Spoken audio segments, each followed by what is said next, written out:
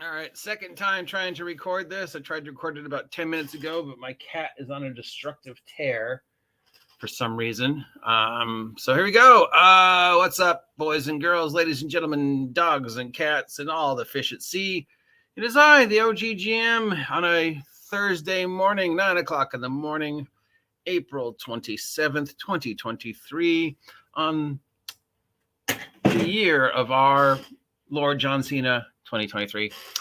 And the HASBRO Q1 numbers are up. No more ifs, ands, or buts. No more hemming and hawing. No more saying yes or no. The numbers are official. And you would think it's good news. After all, stock jumped $6 overnight. $6 after dropping $10 over the past month or two. It jumped up $6 whole. That's good, right? I mean, people are excited. It looks like Hasbro's doing well. Or it could be that, well, people know that they're about to take a huge dump, and so they're shoring up the stock to make sure that they make their money's worth before it drops tomorrow. Depends on what the numbers are. And Hasbro's CEO is talking like the numbers were great, like they had a great year. You know what made them a lot of money this year? In Q1? Magic. Magic made them money in Q1. It made them about 16% more money this year, or at least 16% of the money they made this year was Magic the Gathering.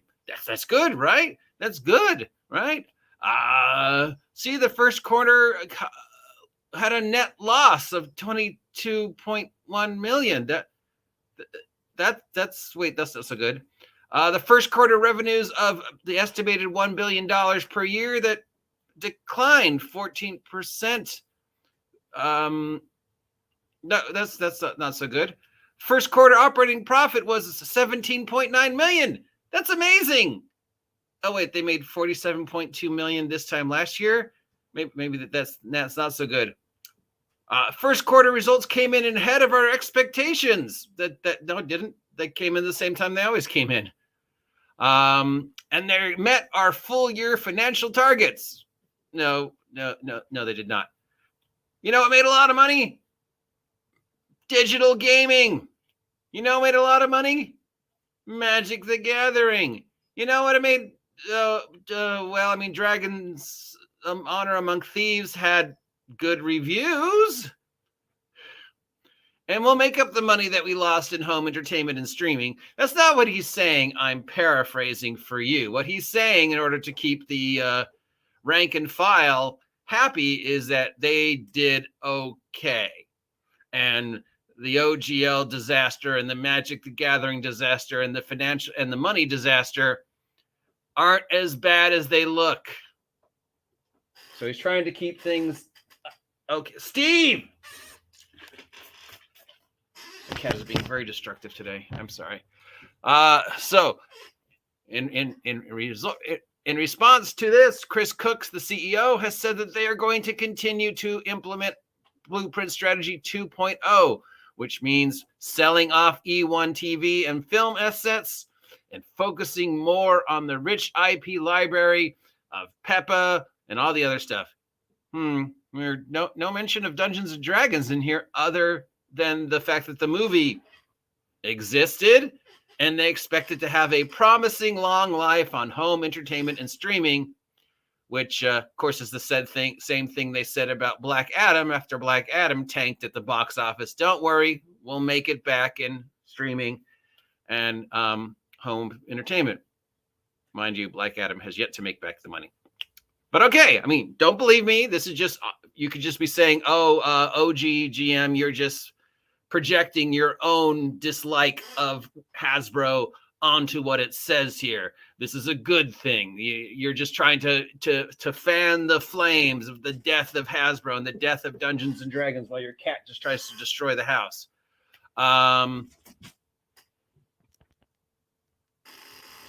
So yeah.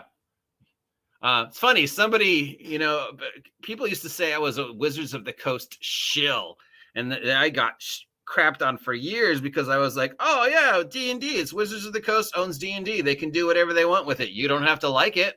You don't have to buy it, but it's theirs. They can do whatever stupid thing they want.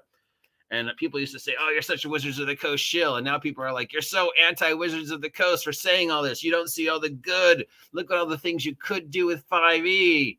So make up your mind. Either I'm pro Wizards of the Coast or I'm against Wizards of the Coast. Look, before we go any further, again, Hasbro owns Wizards of the Coast. Hasbro owns Dungeons and Dragons. Hasbro is completely within their right to do whatever stupid thing they want with D&D, including sending Pinkerton detectives over to a guy's house. They are completely 100% in their right, and I support their right to do whatever stupid thing they want with D&D, with Magic, which the way they handle publicity and people. I don't like it. I don't agree with it. I think it's unbelievably stupid what they did about the Magic the Gathering cards. I think the way they've been operating is unbelievably stupid and not good for the brand. But I support 100% their right to do whatever they want with the brand, including tank it. When they do something good with D&D, I will be the first to say, yes, this is a good idea. I 100% support this. All right. Now I will get off my soapbox and say, before there's any ifs, ands, or buts, before you say, GGM, you're just projecting your anger at Hasbro. They actually had a really good year. Let's look at the first quarter 2023 financial results. And trigger warning, it's going to be math. Okay, Q1 last year, they made $1,001,630. Q1 this year, they made $1,000,001. That's a drop of 14%. Net revenues. Operating profit last year, $120 million. Operating profit this year, $17 million. That's an 85% drop. Adjusted operating profit last year, $141 million. This year, $47 million. That's a 67% drop. Net earnings loss. Let's see, Q3, we lost 22.1. Q1 2022, we made 61. That's a net loss of over 100%. Negative, that's a negative. Negative 100%. Net earnings, in the parentheses means negative, 0.16 over 0.44 in Q1 2022. Negative 100% loss. Again, there's not a single plus on this. Negative, negative, negative, negative, negative, negative, negative, negative. Net revenue for Q1 2023, $101 million, $1,001.0 million. Q1 2022, $1,163.1 million. That is a drop of negative 14%. Total earnings are down 100% from this time last year. Say what you want. Say I'm lying. Say I'm blowing smoke up your ass. Say I am just so angry at Hasbro that I'm making this shit up. But you cannot, you can say whatever you want about me, but the numbers are there. They are official. They are on the Hasbro site. So believe me or don't about what I say about Wizards of the Coast and Hasbro and the future of the product lines and what they are or are not going to invest in. It's right here, right here. Q1 net revenue 2022, 650. Q1 net revenue 2023, 613. That is a 6% loss. Partner brands, well, partner brands went down. 206.5 in Q1 2022, 132.7 in Q1 2023. That's negative 36% in partner brands. Hasbro Films and Digital, 193.6 Q1. Q1 2023, 162.9. That's counting Honor Amongst Thieves money. That's counting the $30 million deal that they signed with Netflix for Power Rangers. They lost money on Power Rangers, 16%. Again, net revenues, Q1 2023, 1,001. Q1 2022, 1,163.01. Negative 14%, down 14%, down 85%, down 67%, down 100%. down. Net earnings loss per share, 100%. Adjusted net earnings down 99%. Adjusted net earnings per share down 98%. Why did the stock jump up almost $6? Because they know people are about to start selling. Probably. Now, maybe I'm wrong. Maybe my dyslexia is not showing me these numbers the way I am seeing them. I don't know. You tell me. Maybe I am a mathematical idiot. I will be the first to make sense. Say that I'm a mathematical idiot. I don't do math. I am dyslexic. Now, to me, a negative number is bad. To me, this looks like this is less than this. To me, 1,163 is more than 1,001. Am I wrong? Am I wrong? Please tell me if I'm wrong, guys. I'm not trying to be an ass about this. I know people give me crap about bagging on Hasbro and bagging about Wizards of the Coast and bagging about the money. And they say I'm lying. They say I don't know what I'm talking about. They say Hasbro is fine. So am I wrong? Seriously, am I wrong? Because to me, what I'm seeing is I lost money as a shareholder from this time last year. I lost 100% of my investment from this time last year. I spent $1,000 on Hasbro shares at the beginning of the pandemic because I knew D&D would make bank, and it did. It made bank. My shares went up, but then my shares started dropping, and now it looks like shares have gone down to 100% of value since this time last year. But am I wrong? Let's ask the expert. Cat Monroe. I assume Cat Rowe is smarter than I am because I assume your average cardboard box is smarter than I am. Cat Monroe, you see the same thing I see. Am I wrong?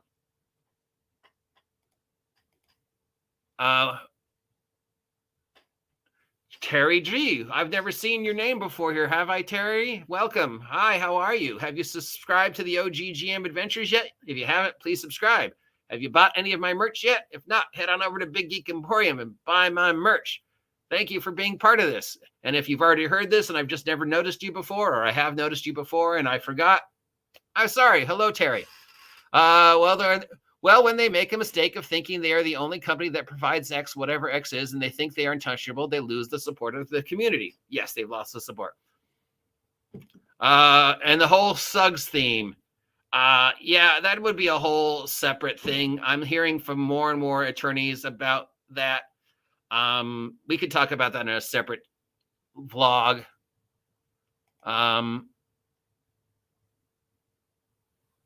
I would be surprised if the board does not sue the CEO over their profit loss. The CEO says they've had a great year. I would be surprised if someone wasn't fired. Oh, they just fired 1,000 people, remember? Wizards of the Coast is a prime example of what not to do in a business. And also, they should probably fire the entire PR team because damn. All right, let's remember the first interview that Kyle did with Halflings and how awful that was. And then remember every other interview since Kyle did, which was, plausible. We still knew it was all BS, but he sounded better and they were much more calmed down. Whoever that person was, whoever the person was that they had handling Kyle Brinks from interview 2 on, that is the person that should be in charge of Wizards of the Coast PO, because that person did a great job of managing Kyle Brinks. It could have done a slightly better job, but I'd say it was 100% improvement interview number 2 over interview number 1. So whoever that guy was or girl was, who they hired to be the PR person for Kyle Brinks for the rest of the interviews, make that person in charge of Wizards of the Coast public relations. Because damn, that person did an amazing job with making Kyle look almost passable. And I'm sure that person looked at the whole thing with the Pinkertons and went, dude, what the fuck were you thinking? How am I going to spin this? So the Hasbro CEO is, of course, spinning this that this is a good thing. But if we read it again, it's not really as good as he would like it to be.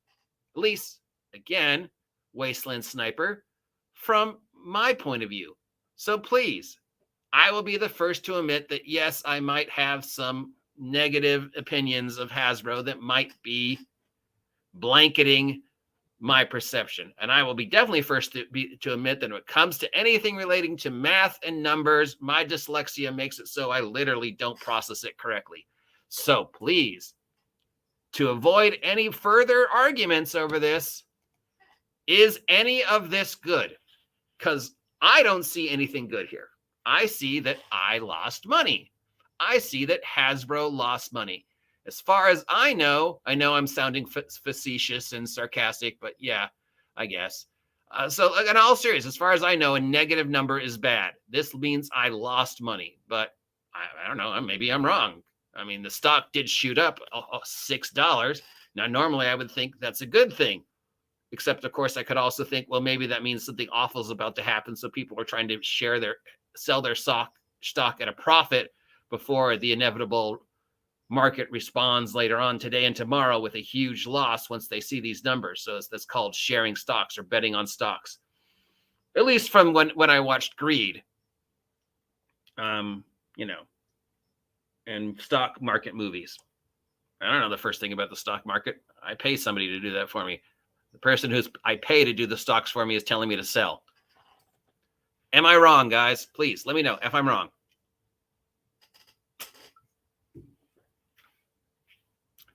Because feels like I'm not wrong. But I know there's people out there who say I'm wrong and Hasbro is fine. So again, if I'm wrong, let me know.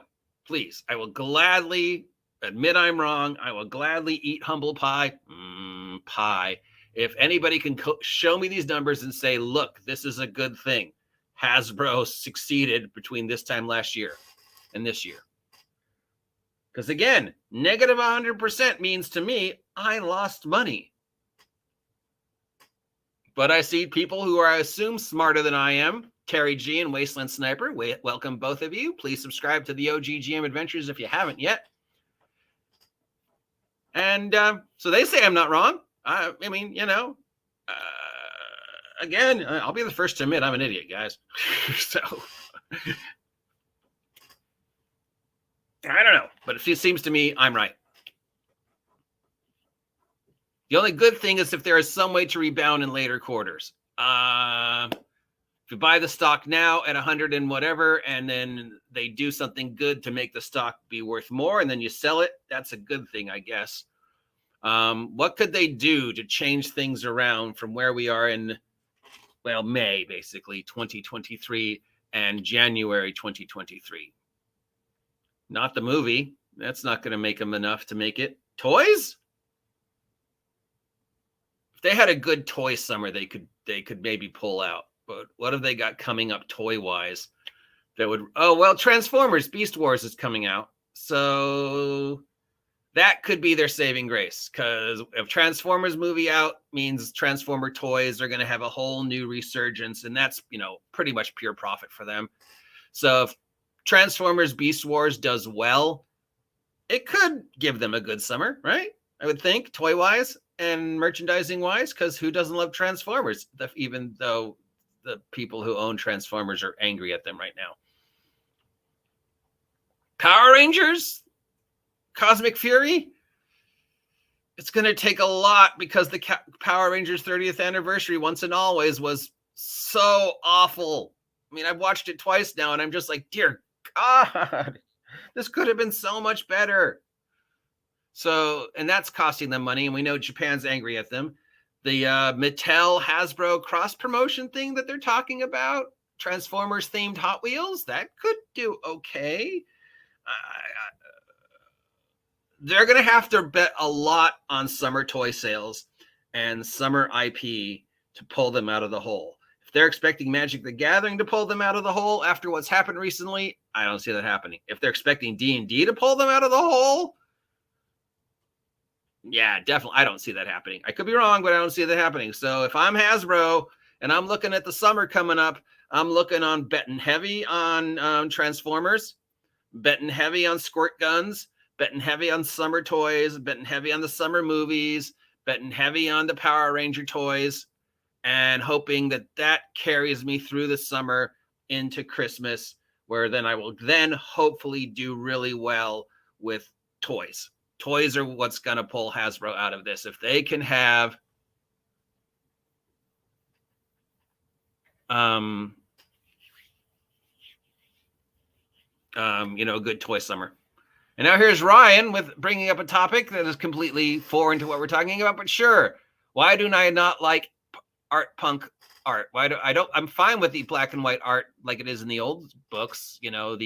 What I'm not fine with, and that's my personal thing, is the art punk stuff, the all black with one white, because one, it just and two, if I was printing that out at home, which most people would do, it would just kill my printer. Now you're saying it's designed to be professionally printed. Yeah, but who goes Kinko's now and has something professionally printed and bound? Does Kinko's even still exist? So yeah, I don't like art punk. Hashtag no such fucking thing as art punk. So yeah, but I get why she did it and stuff like that. And I mean, some of the art in there is amazing. Some of it is weird. Some of it is awful. I get the whole black and white style. I know that's a thing. I don't really like it. I don't really like the super color style of like Pathfinder and Wizards of the Coast did. I like the old style. I like the old, V&V and old Dungeon Master style, where just simple black and white and the teeny little cartoons in the side, which, so, but that's just me, guy. If the numbers show that other people like that art. So that's just my personal thing, because my personal brain, and every time I see that picture, I'm like, oh my God, my printer's crying. But then I have a piece of crap computer and a piece of crap printer. I assume, Ryan, you have a better printer and computer than I do. Yes, Knave 2nd edition. I can't wait to kickstart that. I'm such a fan of Knave 1st edition. I couldn't afford it. I wanted to buy the hardback, but I couldn't afford it. So I went for the PDF. If money gets better for me by my merch, then I'll buy her physical product, because I'd rather have the physical book, because I want her to succeed. But right now the money's tight, so I couldn't buy my stuff. Anyways, that's it. That's 22 minutes of me crying over the Hasbro money. I have posted the link. You are welcome to look at it on your own and see if maybe I'm not looking at this correctly. I don't know. Till next time, I am the OG GM. If you appreciate this content, let me know. If you don't appreciate this content, let me know. If you haven't had a chance to subscribe yet, because I see a couple new names here, please take a moment to subscribe to the OG GM Adventures. Help me hit 2,000 subs by the end of 2023. It doesn't cost you a dime, but it helps me immensely. And now I must give a public service announcement / shameless self-promotion. In the light of recent events, I assure you, Wasteland Sniper, that if you go to Big Geek Emporium and buy any of my merchandise for sale at Big Geek Emporium at the low price of $2 each, Ryan Hefflinger, if you would hit this link down below, buy any one of the 11 Minions on a Missions, each for only $2, each featuring totally dedicated to one monster, and including issue number 11, which is totally dedicated to 10 pages of brand new Minion-centered gear. If you were to do that, Terry G, if you were to go to Big Geek Emporium and buy my merchandise, and then review my merchandise on your YouTube channel, I assure you, Ryan, I will not call the Pinkerton detectives and have them go over to your house if you choose to review my merchandise. So please feel free to head on over to Big Geek Emporium, buy the merchandise I have made, review it on your channel, and know that I will not send the Pinkertons. In fact, I'll probably thank you and send you stuff for free. That's it for today. You know what to do. I will talk to you later. Stay warm, stay safe, stay dry. I need to go deal with my cat who's trying to destroy my house, and I'll talk to you later. Till then, get off my land.